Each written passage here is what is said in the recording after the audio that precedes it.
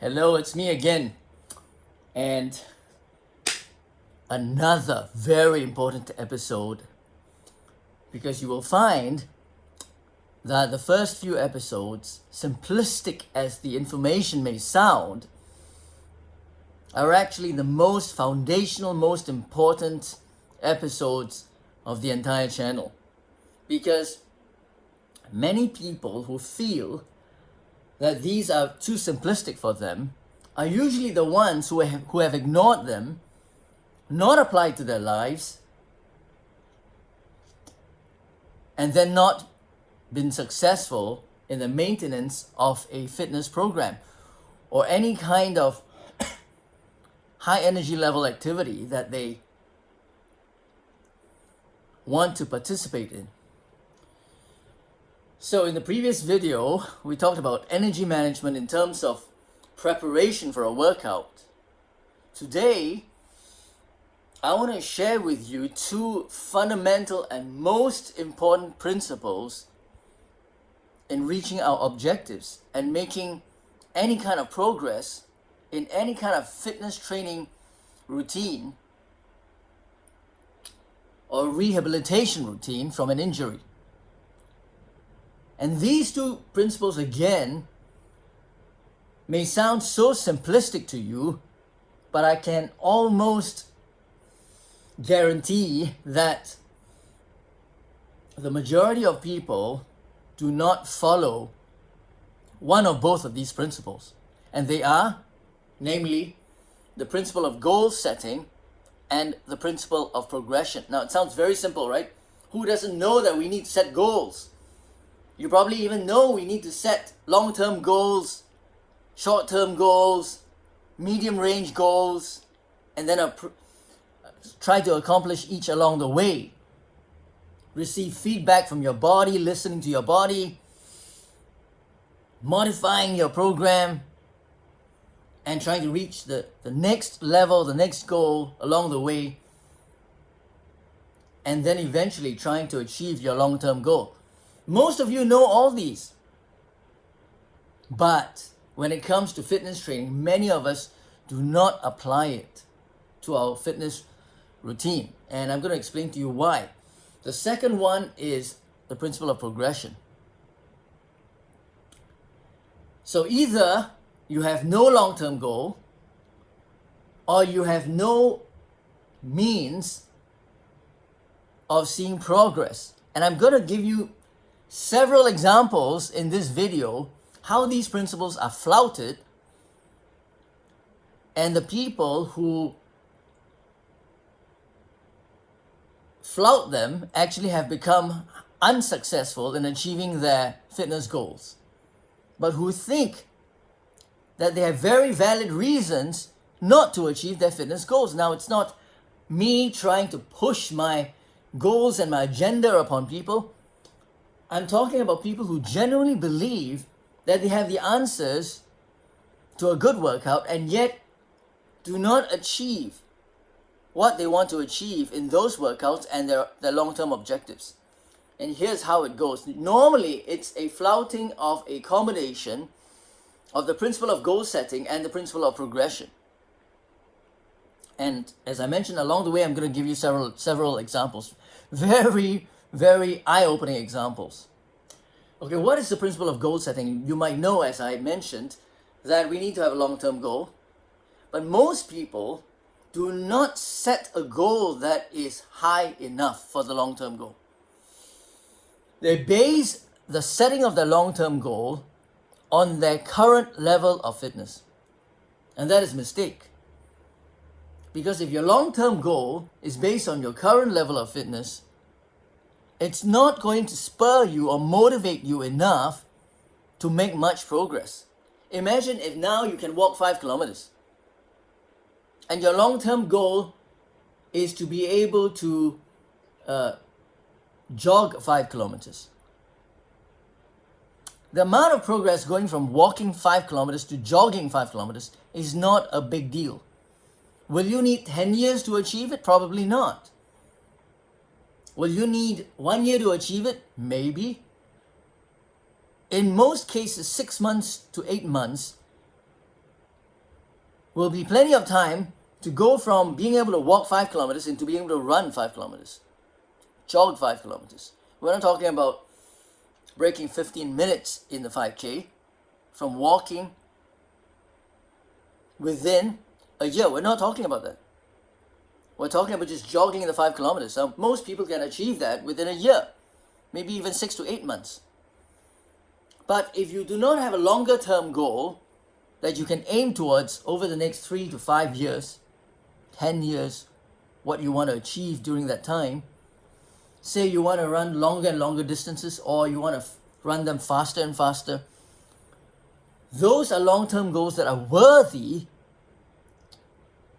of your aiming towards, to achieve.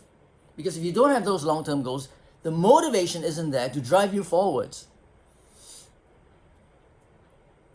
Because if the long-term goal is too easy, there's always another day you could go out for a walk. If you missed it today, there's always another week before you get started. I literally have friends who've been talking about going on a fitness program, getting started, for the last 20 to 30 years. And they still haven't started. Because the idea is that there is no long-term goal. Therefore, I can start next week. And next week becomes next month. Then it becomes 3 months and 6 months. I literally have friends who run once every 3 months and wonder why they don't improve. And some of these used to be athletes, competitive athletes. They've just lost touch with the discipline it takes to maintain any kind of program, because right now they're not planning to become a competitive athlete anymore. So hey, heck, I just run whenever I feel like it. And then they gain 10 pounds, 20 pounds, 30 pounds, 40 pounds.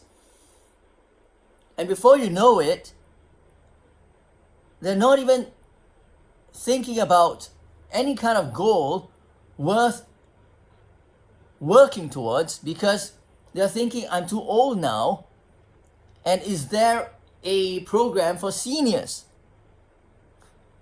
And I've observed this over the last, believe it or not, 30 years, 30, 40 years. I even had a student in a tertiary institution who was a fit soccer player, and then wanted to practice martial arts because that was his goal, his objective. So he wanted to practice Krav Maga. He wanted to practice tactical Silat. He became an instructor level, by the way. But along the way, he gained so much weight. It's over 200 pounds and can barely move, because every program he consulted me on, he never really started on. If he did, it wouldn't have been more than 2 weeks. And there are always a gazillion excuses. You know, hey folks, our bodies don't care if you have a gazillion excuses or a gazillion reasons that you may think are valid reasons. Your valid reasons are not going to get you fit or to achieving your long-term or even short-term goals. So this student of mine was 27 years old when he started consulting with me.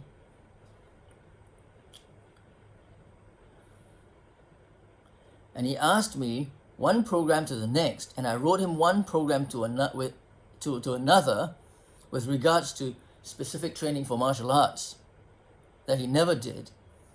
He started watering these programs down over the next 10 years, so that by the time I started working with him when he was 17. And then he's now 27.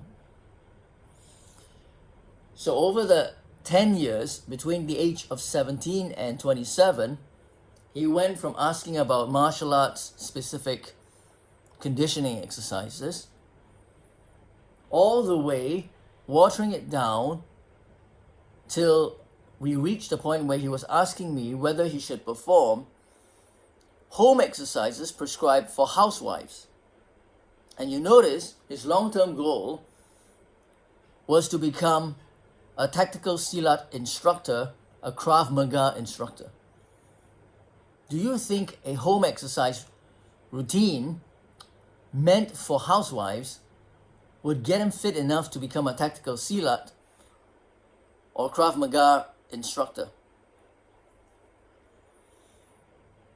And between the age of 17 to 27, he made one excuse after another. And by the time he was 27, when we talked about him going for silat competitions perhaps, his answer was that he was too old, that he had friends who were retired from competition. But this student of mine hadn't even gotten started. So it's a matter of making excuses one after another and then saying that he has to work 12 hours at a time in a sedentary job that he didn't need to do, because I'd recommended literally many jobs to this person, including those that would make him fit. 12 hours of very intense manual labor that he had turned down. The moral of the story is, if you continue to make excuses for yourself, you are never going to achieve your goals. So first, have a long-term goal that is worthy of your working towards, that would motivate you to work towards that long-term goal. Second, make sure you go by micro improvements. That is my take on it, my philosophy. As you have seen in previous videos, I believe in making micro improvements and not giant leaps. Right? Because giant leaps not only unrealistic, not only put you at risk of injury, not only put you at risk of burnout, but condition you to feel pain every time you work out, so that years, decades down the road, all you remember is the pain from the workouts and no positive feelings about the workouts.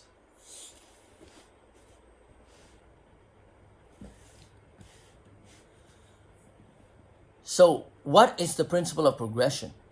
Now that we have a long-term goal, the principle of progression means starting to work out at our current level of fitness. We have to identify our current level of fitness. So don't tell me you used to race cross country and you used to be tops in cross country and you could run 5 kilometers in sub 15 minutes. Because if now all you can do is 33 minutes because you're 100 pounds overweight, then make sure you start at 33-minute 5 km pace. You don't start off at 15-minute 5 km pace if your current level of fitness only allows you to run it in 33 minutes. Because you would push yourself and at most you'd go down to 31, 32 in the early few runs. You'll push yourself into injury, into burnout, and be totally demotivated because you've just gone 110% and you're doing 32 minutes when you used to do it in 14 minutes plus. So always start where your current level of fitness is. And part B of the principle of progression means in the short term, in the medium term, you want to see micro improvements. You want to see some improvements. So you've got to push yourself, but not to the point of pain, to the point that you will see progress. In other words, in terms of the volume and intensity of your workouts, you've got to increase. So conversely to the observation that some people do not have long-term goals, there are other people who do the same workout day in, day out, and have been doing the same workout for the last 20, 30 years and have made no improvement. So if you have observed there are people who run like 10 kilometers every day. 10 kilometers 6-7 days a week. They've done this for the last 30 years and made no progress. Why? Because they're always running the same distance with no variation, and they're always running the same pace with, again, no variation. So how are you going to make progress?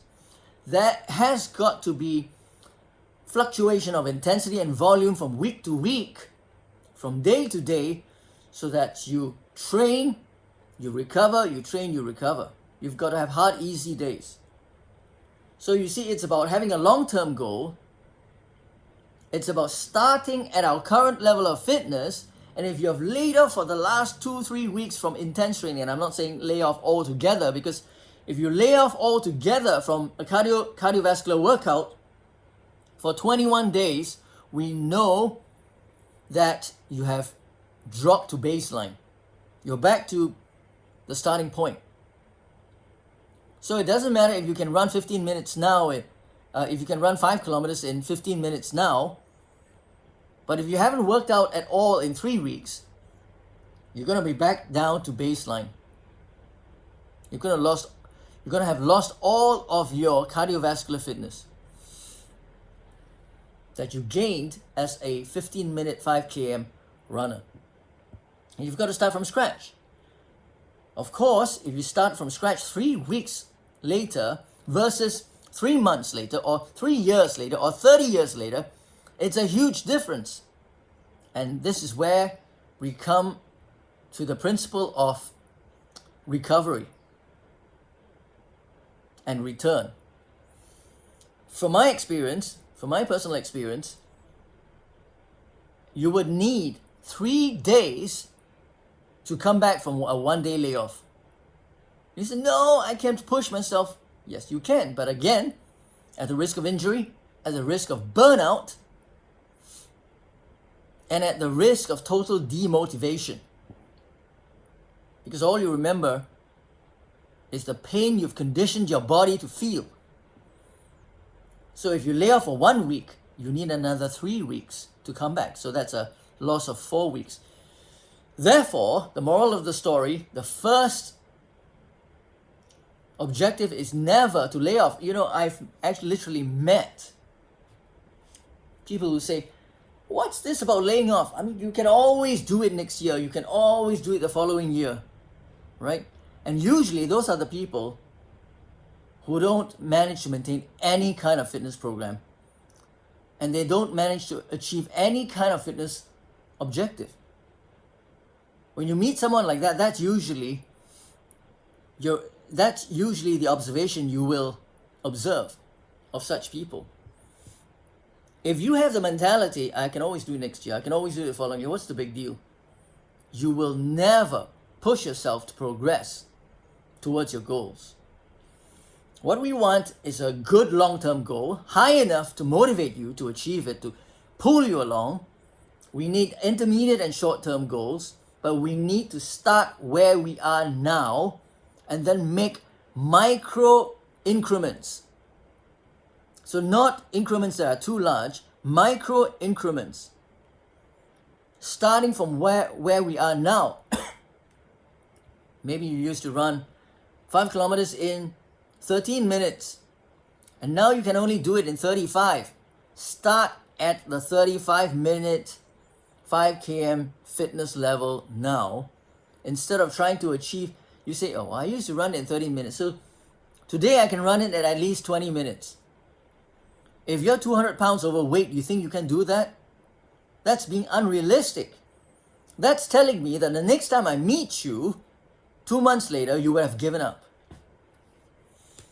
Folks, have a lofty enough long-term goal, have intermediate and short-term goals, but start from your current level of fitness and progress incrementally, if possible, in a microscopic manner. And that's my sharing with you today. I hope you will benefit from it, and I'll see you again in the next episode. Thank you very much for tuning in.